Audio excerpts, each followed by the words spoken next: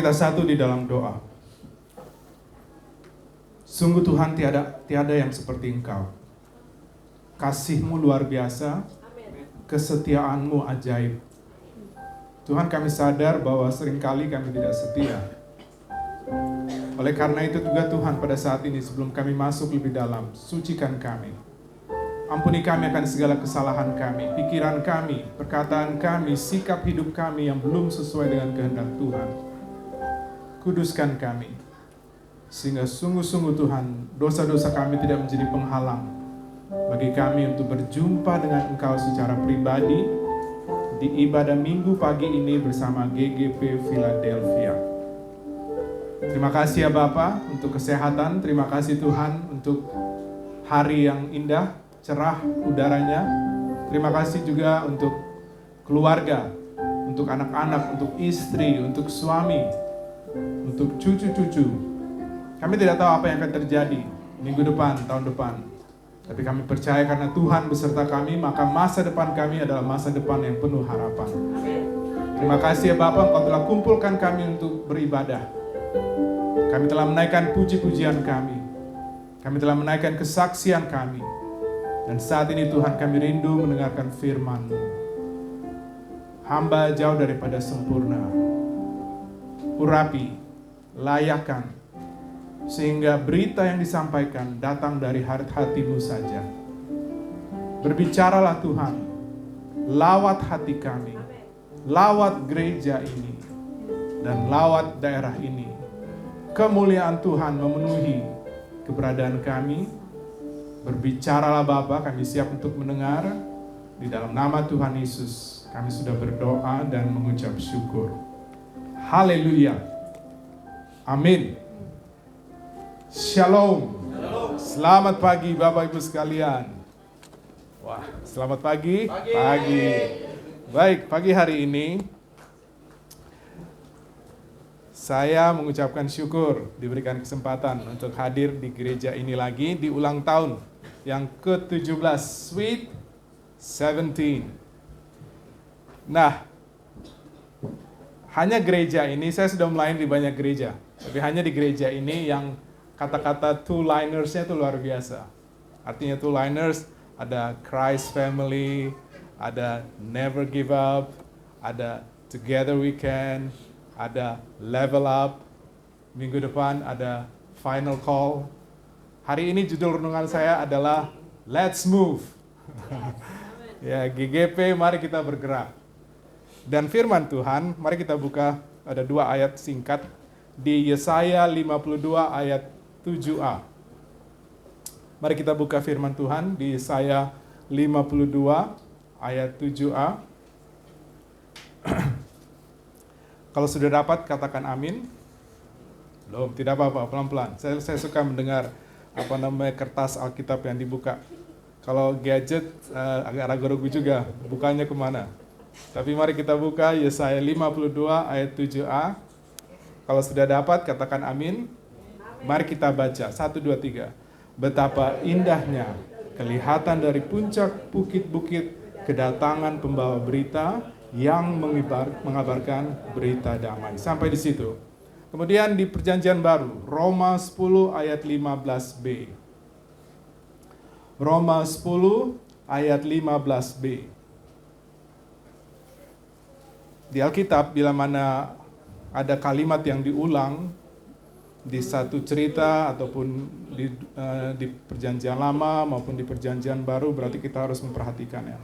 Roma 10 ayat 15b saja, 1, 2, 3, seperti ada tertulis, betapa indahnya kedatangan mereka yang membawa kabar baik.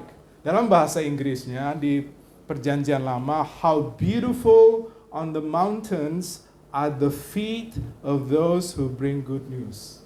Artinya apa? Betapa indahnya kaki-kaki yang turun dari bukit membawa kabar baik.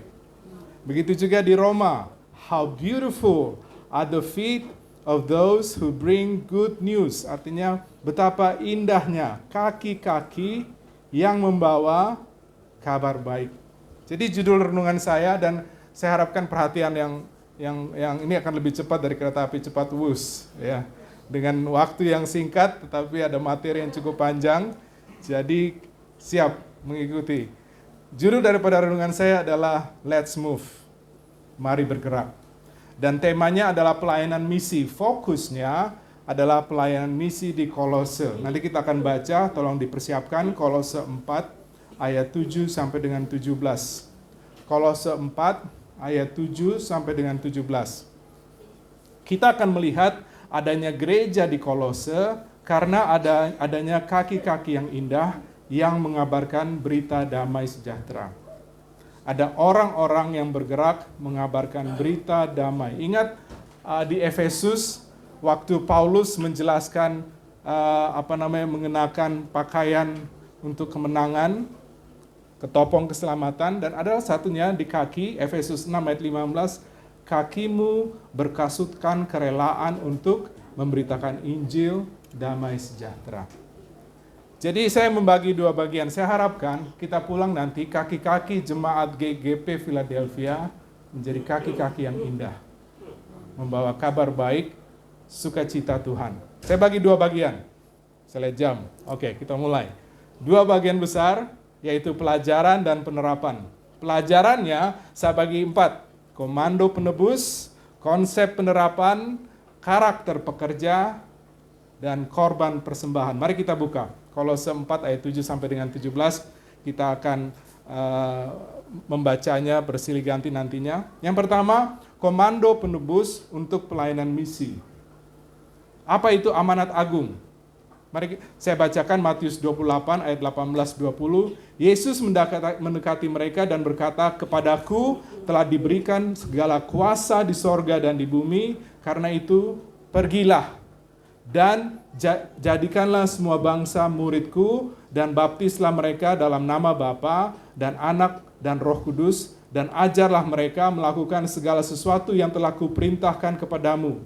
Dan ketahuilah, aku menyertai kamu senantiasa sampai kepada akhir zaman. Bapak Ibu sekalian, kata kerja dari ayat ini bukan pergilah, tetapi jadikanlah semua bangsa muridku. Pergilah artinya begini, selagi engkau pergi ke pasar, jadikan semua bangsa muridku. Selagi engkau pergi ke kampus, selagi engkau pergi ke kantor, ke lingkungan ini, jadikanlah semua bangsa muridku. Dan kata semua bangsa artinya suku-suku bangsa, suku Batak, suku Ambon, suku Manado, Jawa, dan juga setiap suku bahasa. Kita jangkau mereka dengan Injil.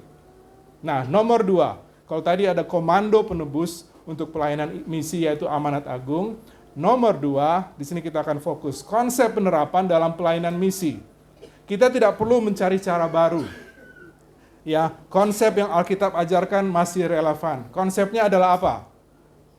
Untuk misi di Kolose, penginjilan, pribadi, persekutuan, perkumpulan rumah, pemuridan, perkumpulan besar, dan penginjilan lagi dan diulang lagi. Nah, saya mulai cerita tentang Kolose. Kita tahu Paulus melakukan trip misi. Berapa trip misi? Ada 3 trip misi. Jadi Paulus itu luar biasa. Dia pelayanan, kalau Petrus pelayanannya untuk orang-orang Yahudi, Paulus pelayanannya untuk orang-orang yang bukan Yahudi. Dia kemana-mana. Dia ke Eropa. Kemudian Paulus melakukan perjalanan dalam trip misi ketiga. Dia melakukan perjalanan dari Yerusalem ke Efesus. Saya mau coba riset, ternyata Yerusalem ke Efesus itu kalau jalan kaki 37 hari. 1073 kilometer. Ya, itu antara Jakarta sampai ujungnya Jawa Timur, Gilimanuk, sekitar 1000 kilometer untuk mengabarkan Injil. Jadi saya mau katakan betapa indahnya gerak kaki Paulus. Katakan amin. Ya. Nah, waktu Paulus di Efesus, dia karena ditolak banyak orang, dia mengajar di Tiranus, kuliah. Jadi dulu juga ada ruang kuliah. Kemudian kita dengar di kisah para Rasul 19 ayat 10, hari ini dilakukannya hal ini, yaitu penginjilan di Efesus, dilakukannya 2 tahun lamanya, sehingga semua penduduk Asia mendengar firman Tuhan, baik orang Yahudi maupun orang Yunani.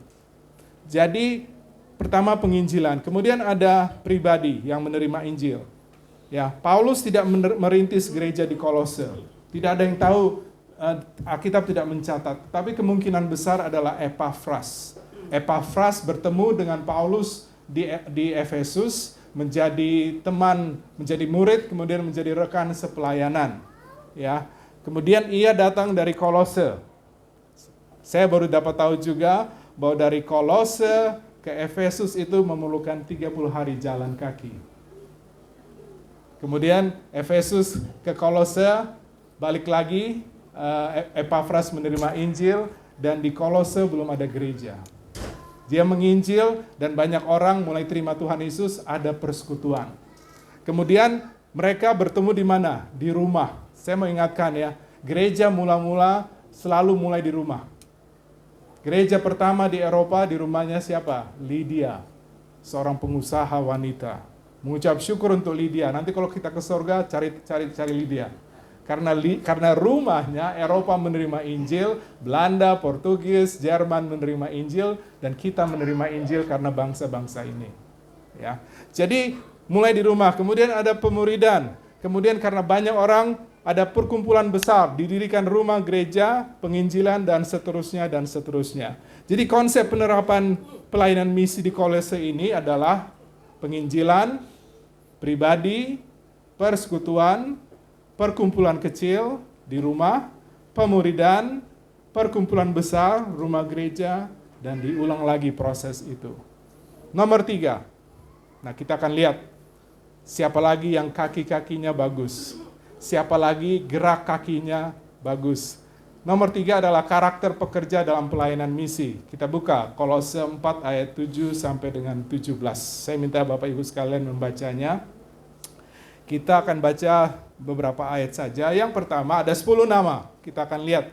Orang-orang ini orang-orang biasa. Tapi saya mau ingatkan, bersama Tuhan, orang-orang biasa ini melakukan pekerjaan yang besar.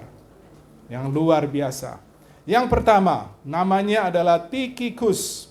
Tolong baca Bapak Ibu sekalian Kolose 4 ayat 7 dan 8. Ayat 7 dan 8, 1, 2, 3.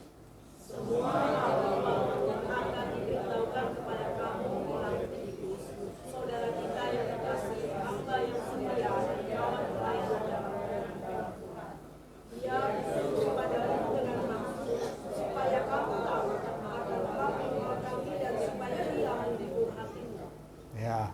Nah, Tikhikus ini ternyata dari provinsi Asia. Tadi kita dengar cerita bahwa di Efesus, Paulus menginjili 2 tahun seluruh provinsi Asia. Asianya itu bukan Asia kita ya, sekarang itu daerah Turki, dari daerah Eropa sana. Tetapi seluruh Asia menerima Injil. Dan salah satunya adalah Tikhikus. Nah, tugas Tikhikus adalah membawa surat Kolose yang ditulis Paulus di Roma ke Kolose. Ini saya mau lihat nih, saya mau kasih tahu ya. Perjalanan dari Roma ke Kolose itu 2.100 km. Artinya apa? 2 kali Jakarta Gilimanuk, ujung Jawa Timur, balik lagi baru sampai dari Roma ke Kolose. Itu benar. Dari sini ke Medan jalan kaki. Betapa indahnya gerak kaki Tikhikus, katakan amin. Yang kedua, Onesimus. Jadi dia bawa surat Kolose, dia membawa surat yang ditulis Paulus, yaitu kitab surat Kolose ke Kolose dari Roma, jalan kaki. Kemudian yang kedua, Onesimus. Tolong baca ayat 9 saja. 1, 2, 3.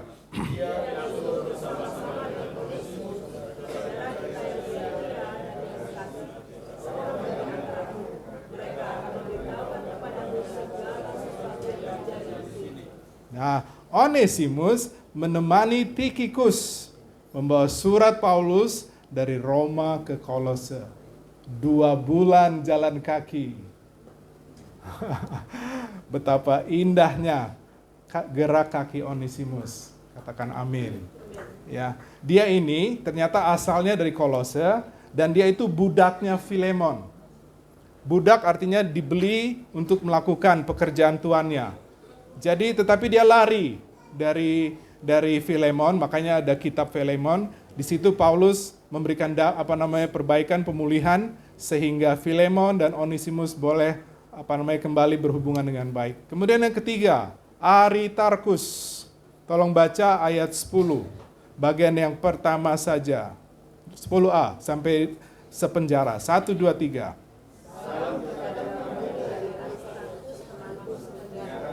Sampai di situ, dari Aristarkus. Nah, Aristarkus ini, dia dari Tesalonika. Kemudian sejarah mencatat di Alkitab, dia menemani Paulus dalam trip misi yang ketiga dari Roma ke Efesus 37 hari jalan kaki. Betapa indahnya gerak kaki Aristarkus, katakan amin. Ya, dia ini ternyata teman sekerjanya Filemon. Kemudian yang keempat, tolong baca 10b, mulai dan dari Markus, 1, 2, 3.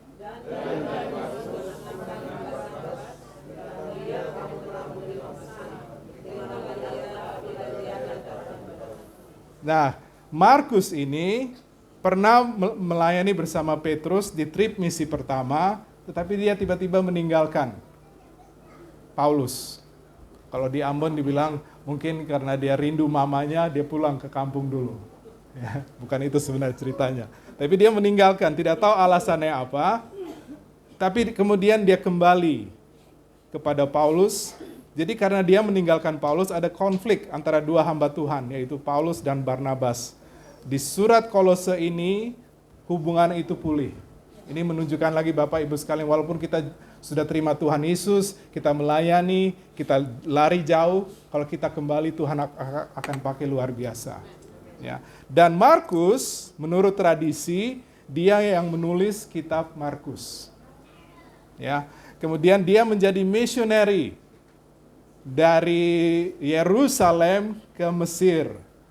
Mau tahu jarak Yerusalem ke Mesir berapa? 700 km, 22 hari jalan kaki. Saya mau katakan betapa indahnya gerak kaki Markus. Katakan amin. Kemudian berikutnya, Yesus yang dinamai Justus. Ayat 11, tolong baca. 1, 2, 3.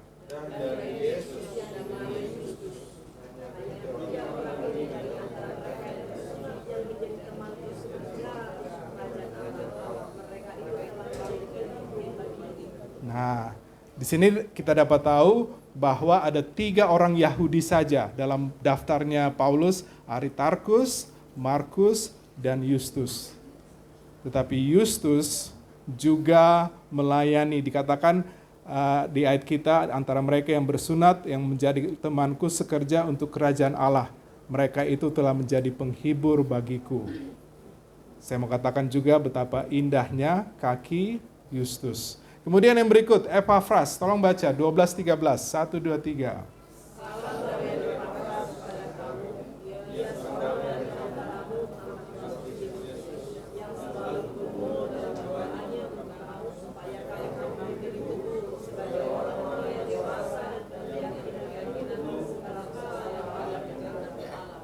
Ya, ayat 13.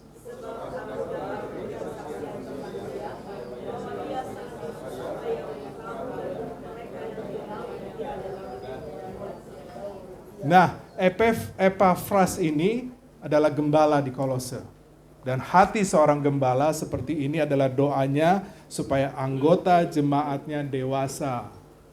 Doa gembala di tempat ini adalah agar jemaatnya dewasa. Saya selalu bilang kalau saya mengajar di STT, ada 2 hal yang memecahkan gereja.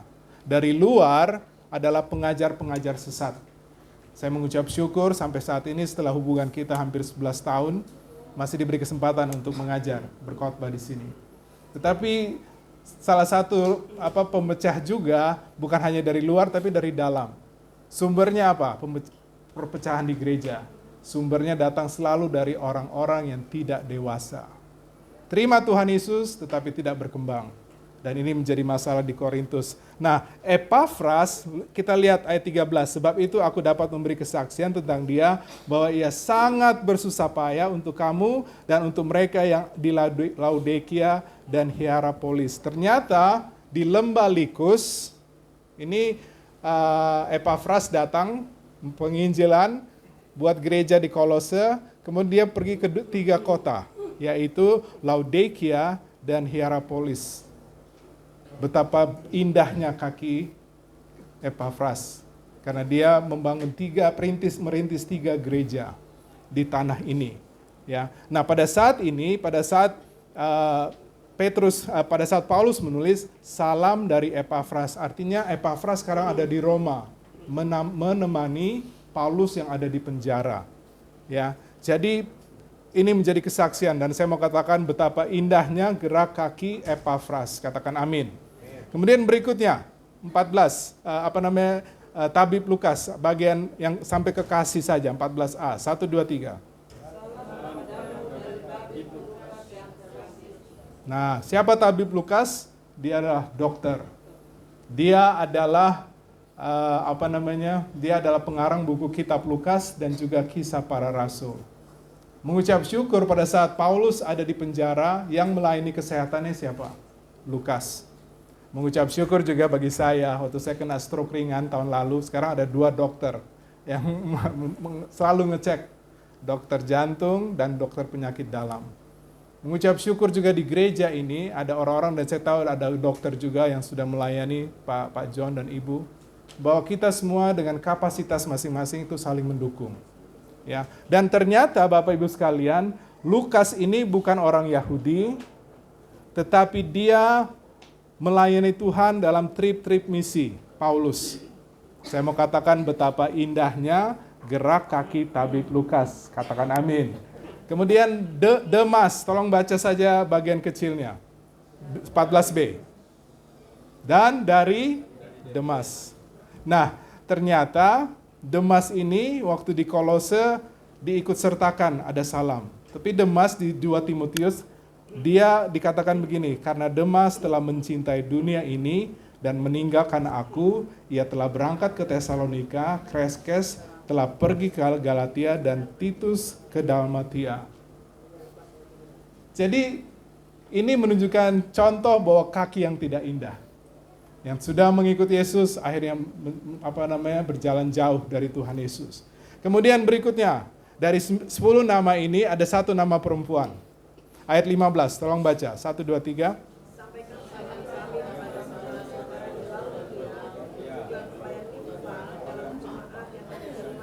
Nah, ternyata di Laodikia awalnya itu di rumahnya siapa? Nimfa, seorang ibu. Jadi ibu-ibu rumah tangga, jangan berkecil hati. Rumahmu bisa dipakai Tuhan. Untuk mendirikan gereja bukan hanya mungkin di Bekasi, mungkin di Tanah Batak, mungkin di Toraja, mungkin di mana-mana, tapi mulai selalu di rumah. Ya. Jadi mengucap syukur untuk Nimfa, satu-satunya wanita. Kemudian ayat 16 saya bacakan, dan bila mana surat ini telah dibacakan di antara kamu, usahakanlah supaya dibacakan juga di jemaat Laodikia, dan supaya surat yang untuk Laodikia dibacakan juga kepadamu. Jadi ada 2 surat beredar. Yang ke Laodikia adalah surat Efesus. Yang di Kolose adalah surat Kolose, kemudian disuruh tukar. Kalau sudah dibaca, yang di Kolose kasih ke Laodikia, dan yang di Laodikia, yaitu surat Efesus, dikasihkan ke jemaat Kolose. Kemudian yang terakhir, Arkhipus, tolong baca ayat 17. Ya.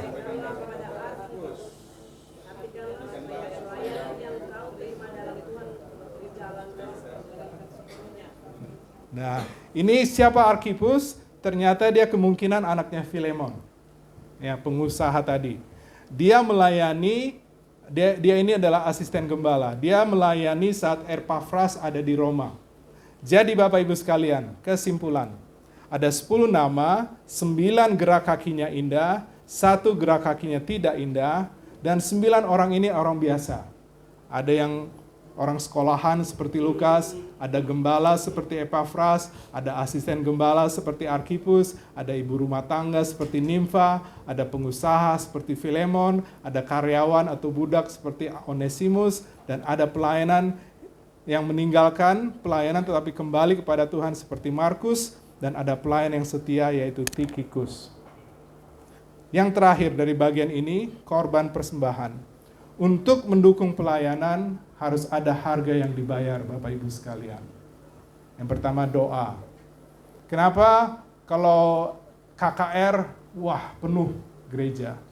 Tapi kalau ibu gembala, bapak gembala, yuk hari Rabu ada doa, langsung garuk kepala, atau geleng-geleng.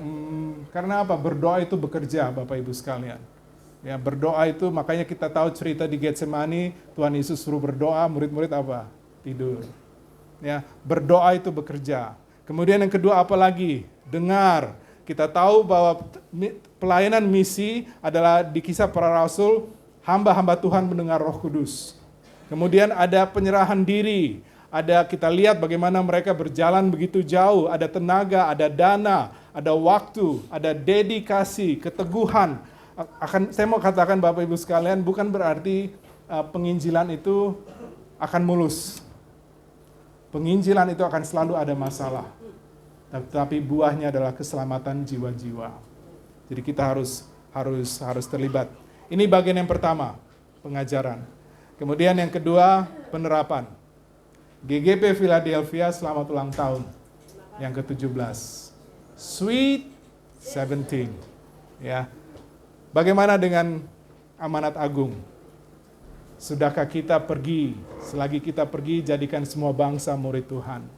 Ya, sudahkah kita terlibat? Kemudian juga konsep penerapan dalam misi. Ada penginjilan, pribadi dirubah, ada persekutuan, perkumpulan di rumah. Saya suka kalau lihat di Facebook, ibu-ibu, bapak-bapak, walaupun saya tidak kasih komentar, itu ibadah-ibadah di rumahnya menguatkan saya. Ya, di rumah siapa saja, di rumah Ibu Rita, di rumah siapa yang saya lihat itu selalu semangat, walaupun kecil. Ya, jadi selalu dimulai dari rumah. Kemudian ada pemuridan, kemudian ada gereja. Mengucap syukur saya bertemu dengan Pak John di tahun 2013 mungkin Natal. Ya, dan sampai saat ini kami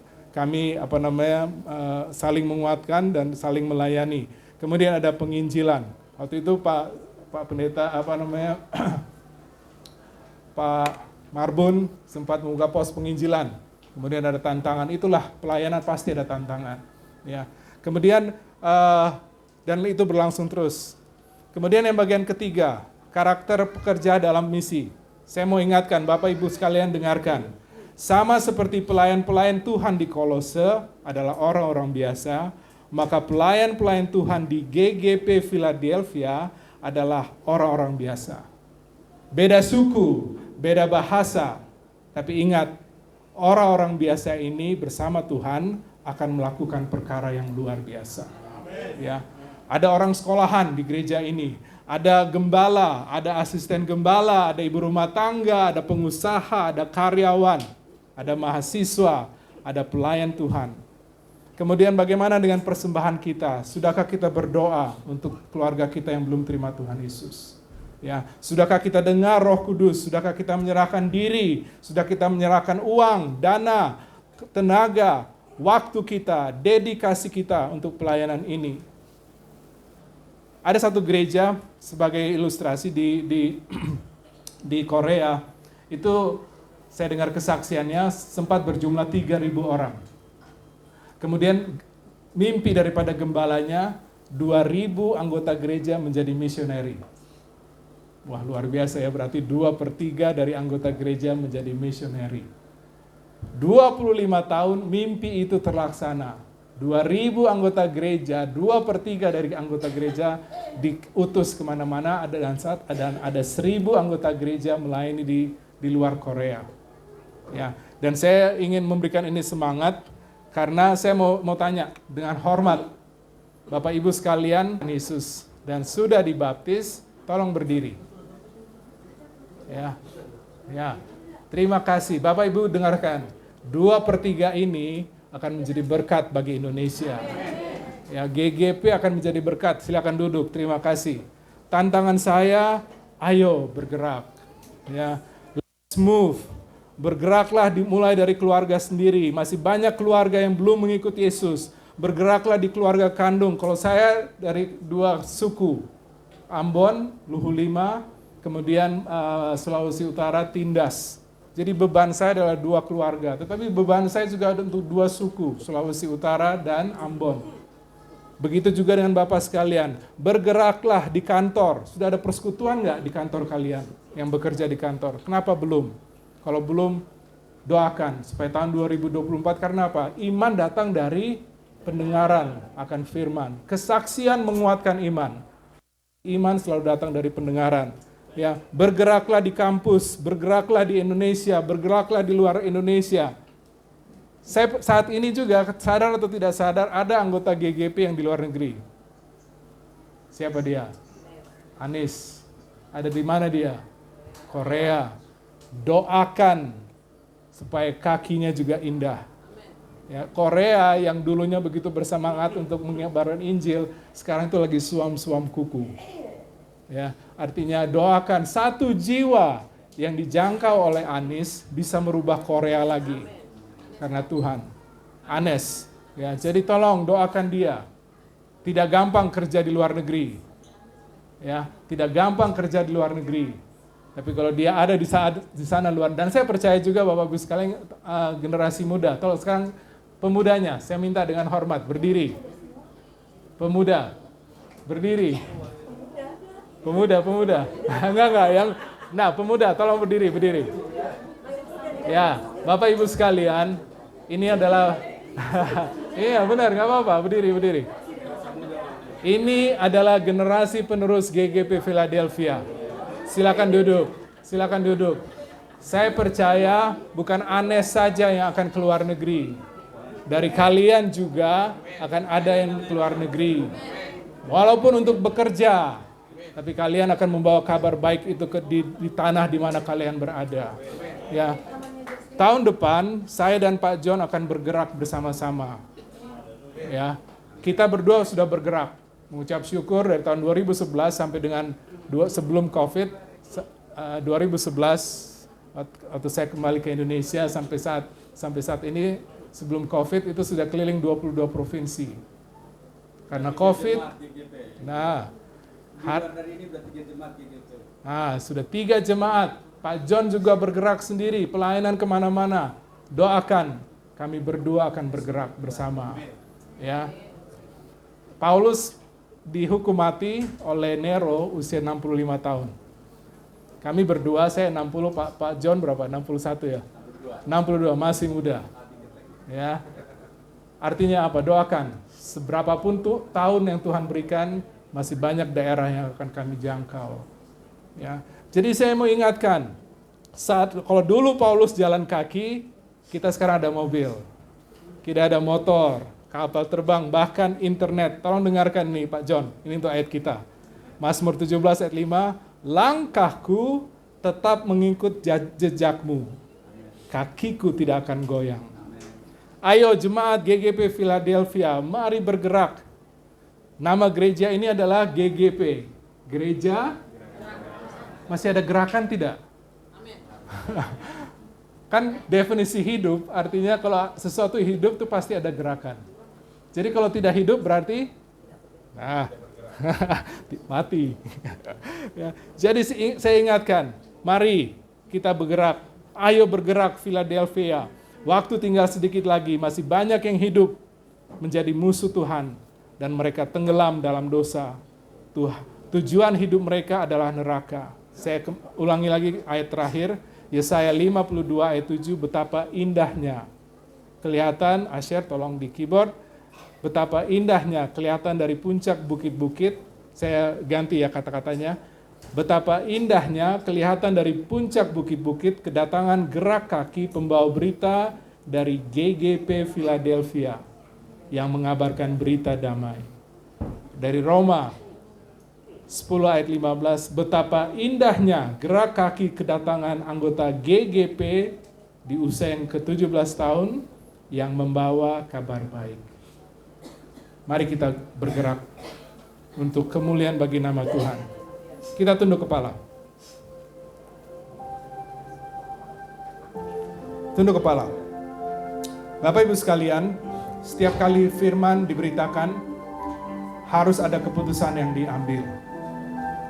Saya percaya, walaupun penyampaian jauh daripada sempurna, Roh Kudus sedang bekerja dalam hatimu. Roh Kudus sedang bergerak dalam hatimu. Secara pribadi, bagaimana hubunganmu dengan Tuhan? Sudahkah engkau terima Tuhan Yesus sebagai Tuhan dan Juru Selamat? Kalau belum, jangan tunda lagi. Terima Dia hari ini.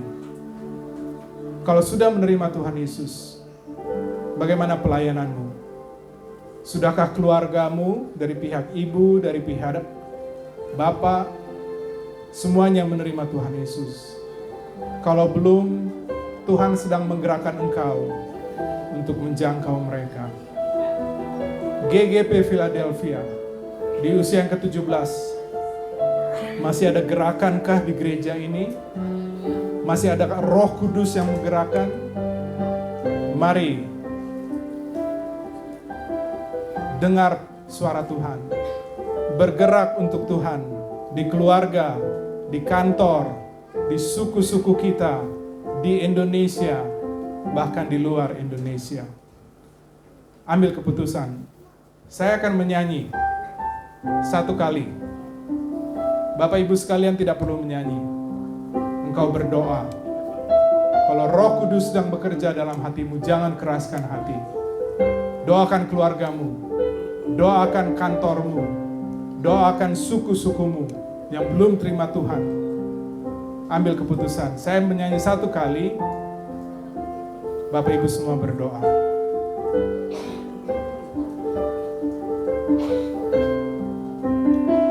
Berdoa. Saya mau ikut. Tidak perlu nyanyi. Engkau berdoa. Saya mau ikut Yesus sampai selama-lamanya. Doakan. Meskipun saya susah, menderita dalam dunia, saya mau ikut Yesus sampai selama-lamanya. Saat ini saya akan menyanyi lagi. Kalau ada gerakan Tuhan dalam hatimu, engkau berdiri. Bukan berdiri untuk saya, tapi di usia 17 tahun, mari bergerak untuk Tuhan. Penginjilan dilakukan, supaya yang menerima Tuhan Yesus semakin banyak. Saya nyanyi satu kali, kalau engkau mengambil keputusan, engkau berdiri bagi Tuhan. Yang lain berdoa. Saya mau ambil keputusan, ikut Yesus. Puji Tuhan, puji Tuhan. Saya mau ikut Yesus. Puji Tuhan. Siapa lagi? Ambil keputusan. Sampai selama-lamanya. Puji Tuhan. Puji Tuhan. Siapa lagi? Berdiri. Meskipun saya susah, puji Tuhan, menderita dalam dunia. Siapa lagi? Berdiri bagi Tuhan. Saya mau ikut Yesus sampai selama-lamanya. Semua berdiri, kita menyanyi satu kali. Meskipun saya susah, menderita dalam dunia, saya mau ikut Yesus sampai selama-lamanya. Silakan duduk, kita berdoa. Bapa di dalam surga, firman telah ditabur. Hanya Roh-Mu yang kudus dapat menggerakkan firman-Mu yang adalah kebenaran. Di hari ulang tahun GGP Philadelphia yang ke-17, biarlah gerakan-Mu masih ada dalam hati kami secara pribadi. Biarkan gerakan-Mu masih ada di gereja gerakan Pentakosta Philadelphia. Keputusan-keputusan yang diambil hanya untuk kemuliaan bagi nama Tuhan. Engkau pakai mereka semua yang berdiri bagi Tuhan untuk menjadi berkat bagi keluarga, bagi suku, bagi Indonesia, dan juga bagi dunia. Dan Kau berkati kami semua yang berdiri maupun yang duduk.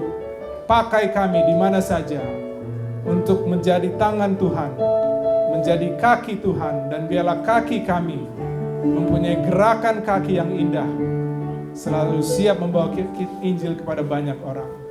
Segala hormat kami kembalikan kepadamu. Terpujilah namamu. Di dalam nama Tuhan Yesus hamba sudah berdoa. Amin.